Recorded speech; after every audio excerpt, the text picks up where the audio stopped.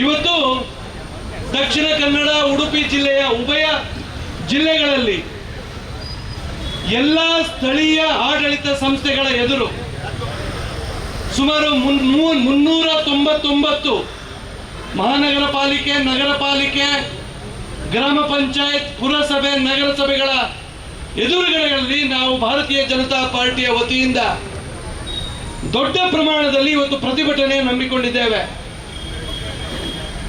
ಈ ಪ್ರತಿಭಟನೆ ಮಾಡುವಂತ ದುಸ್ಥಿತಿ ಇವತ್ತು ನಿರ್ಮಾಣ ಆಗಿದೆ.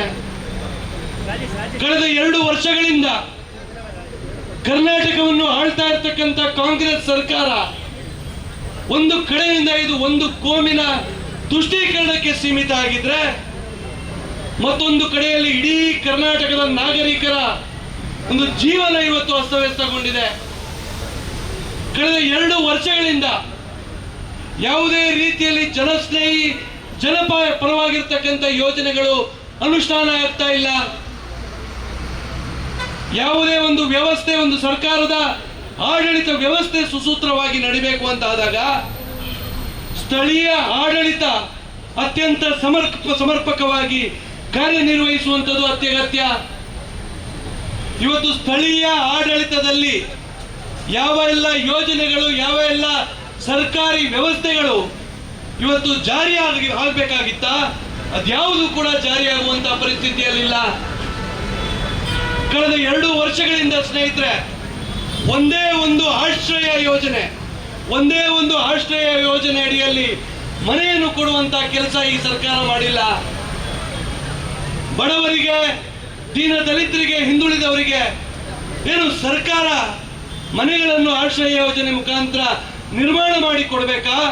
ಇವತ್ತು ಕಳೆದ 2 ವರ್ಷಗಳಿಂದ ಒಂದೇ ಒಂದು ಮನೆಯನ್ನು ಕಟ್ಟಿಕೊಡುವಂತ ಯೋಗ್ಯತೆ ಸಿದ್ದರಾಮಯ್ಯ ಸರ್ಕಾರಕ್ಕೆ ಇಲ್ಲ. 9/11 ಮುಖಾಂತರ ಯಾವ ಒಂದು ವ್ಯವಸ್ಥೆ ಅಡಿಯಲ್ಲಿ ಗ್ರಾಮ ಪಂಚಾಯತ್ಗಳಿಗೆ ಯಾವ ಅಧಿಕಾರ ಇತ್ತ, ಅದನ್ನು ಕೂಡ ಇವತ್ತು ಭ್ರಷ್ಟಾಚಾರದ ಒಂದು ಕಾರಣಕ್ಕಾಗಿ ಅದನ್ನು ಕೇಂದ್ರೀಕರಣಗೊಳಿಸಿ ಸ್ಥಳೀಯ ಅಭಿವೃದ್ಧಿಯ ಪ್ರಾಧಿಕಾರದ ಮುಖಾಂತರ ಇವತ್ತು ಅದನ್ನು ಪಡೆದುಕೊಳ್ಳುವಂತ ಒಂದು ವ್ಯವಸ್ಥೆಯನ್ನು ಈ ಕಾಂಗ್ರೆಸ್ ಸರ್ಕಾರ ಜಾರಿ ಮಾಡಿರುವಂತದ್ದಿದೆ.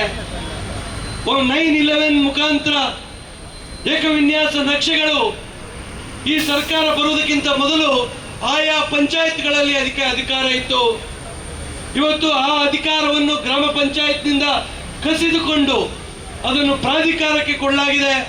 ಆ ಪ್ರಾಧಿಕಾರದಲ್ಲಿ ಇವತ್ತು ಯಾವುದೇ ಮನೆಗಳಿಗೆ ಯಾವುದೇ 9/11 ನಕ್ಷೆ ಮಾಡಲಿಕ್ಕೆ ಇವತ್ತು ಅವರು ಅವಕಾಶ ಮಾಡಿ ಕೊಡ್ತಾ ಇಲ್ಲ.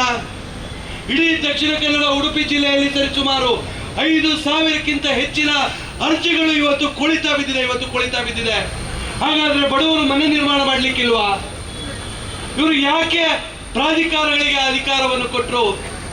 ನಾವ್ಗಳಿಗೆ ಅಧಿಕಾರ ಸೀಮಿತವಾಗಿದ್ದಂತಹ ಸಂದರ್ಭದಲ್ಲಿ 1 ವಾರದಿಂದ 10 ದಿವಸದ ಒಳಗೆ ಒಂದು 9/11 ಒಟ್ಟು ಒಂದು ಏಕ ವಿನ್ಯಾಸ ನಕ್ಷೆ ಅದು ಮಂಜೂರಾಗ್ತಾ ಇತ್ತು.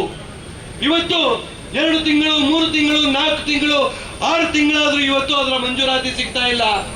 ಭ್ರಷ್ಟಾಚಾರದ ಕೂಪವಾಗಿ ಪರಿವರ್ತನೆ ಆಗಿರುವಂತದ್ದಿದೆ. ಇವತ್ತು ಈ ಭ್ರಷ್ಟಾಚಾರಕ್ಕೆ ಯಾವ ಎಲ್ಲ ವ್ಯವಸ್ಥೆಗಳು ಅನುಕೂಲಕರವಾಗುತ್ತೆ ಆ ಎಲ್ಲ ವ್ಯವಸ್ಥೆಗಳನ್ನು ಇವತ್ತು ಕಾಂಗ್ರೆಸ್ ಸರ್ಕಾರ ಜಾರಿ ಮಾಡಲಿಕ್ಕೆ ಹೊರಟಿರುವಂತದ್ದು. ಬಡ ರೈತರು ನಮ್ಮ ಉಭಯ ಜಿಲ್ಲೆಗಳಲ್ಲಿ ಬಡ ರೈತರು ದೊಡ್ಡ ಪ್ರಮಾಣದಲ್ಲಿದ್ದಾರೆ.